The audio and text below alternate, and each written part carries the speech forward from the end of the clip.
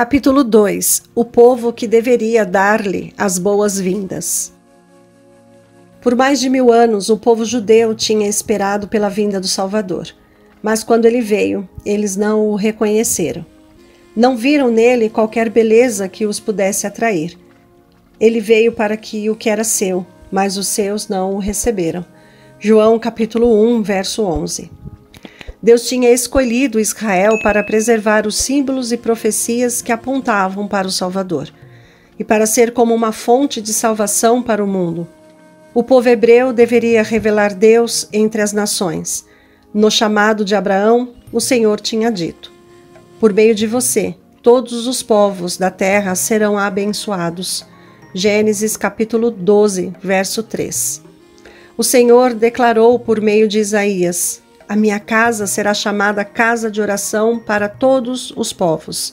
Isaías capítulo 56, verso 7.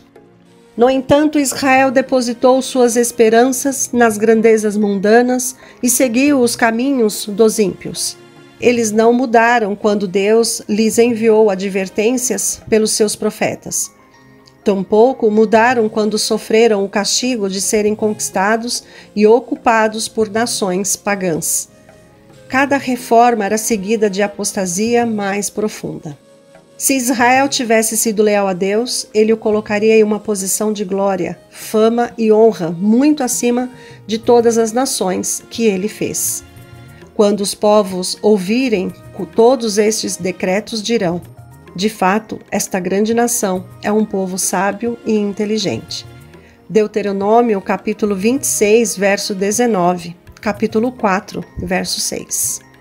Mas porque eles foram desleais, Deus só pôde realizar seus planos por meio de dificuldades e aflições. Eles foram levados para a Babilônia e espalhados pelas terras dos pagãos.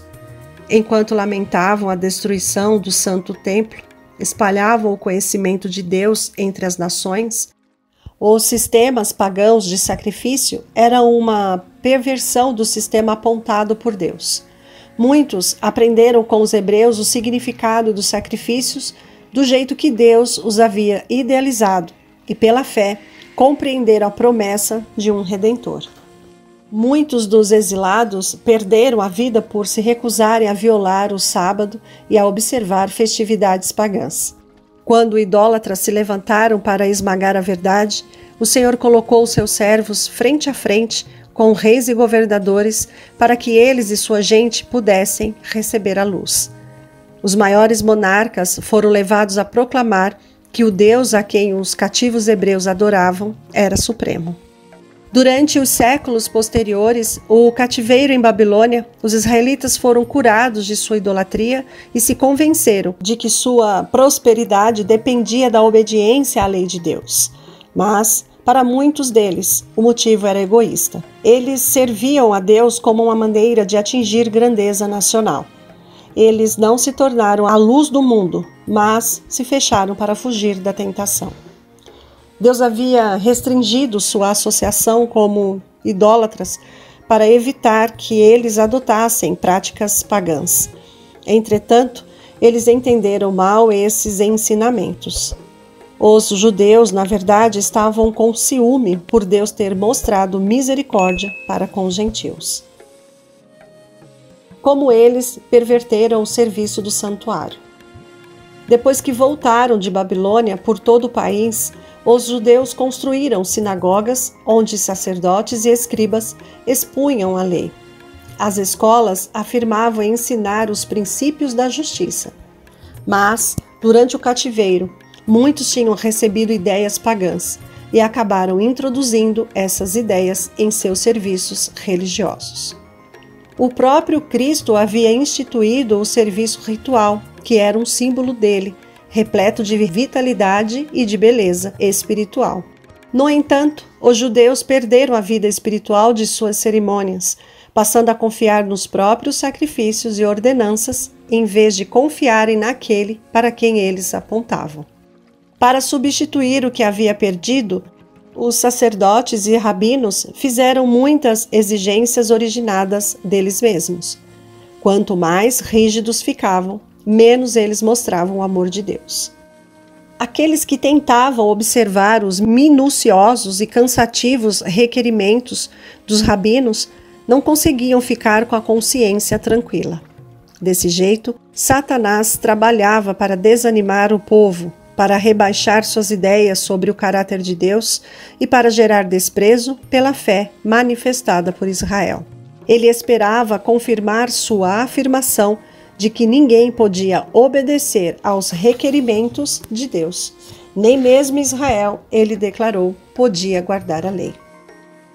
À espera de um falso Messias. Os judeus não tinham um conceito verdadeiro da missão do Messias. Eles não buscavam ser redimidos do pecado.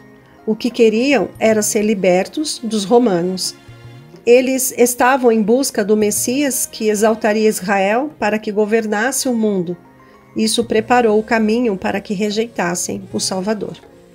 Quando Cristo nasceu, a nação estava agitada sob o domínio de governadores e estrangeiros e dilacerada por lutas internas. Os romanos indicavam e destruíam o sumo sacerdote e, com frequência, homens maus garantiam o cargo mediante suborno e até assassinato. Assim, o sacerdócio ficava cada vez mais corrompido. As pessoas viviam sob impiedosas exigências e os romanos, além de tudo, lhes cobravam pesados impostos. Insatisfação geral, cobiça, violência, desconfiança e apatia espiritual estavam consumindo o coração da nação. Em sua escuridão e opressão, o povo anelava por aquele que restauraria o reino a Israel. Eles haviam estudado as profecias, mas sem percepção espiritual. Eles interpretavam a profecia de acordo com seus desejos egoístas.